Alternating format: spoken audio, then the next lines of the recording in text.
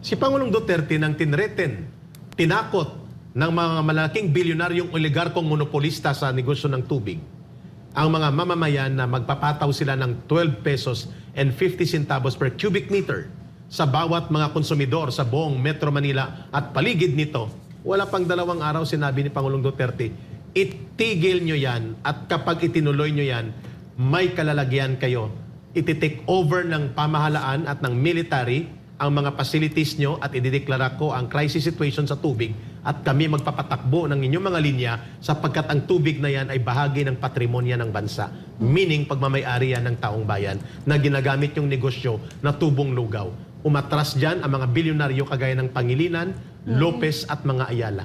Yan po ang hinahanap natin. And not only that, Eric, he also said, PRRD also said, the former president also said, if by 12 noon, wala pa ring tubig dito. Ayun. Sa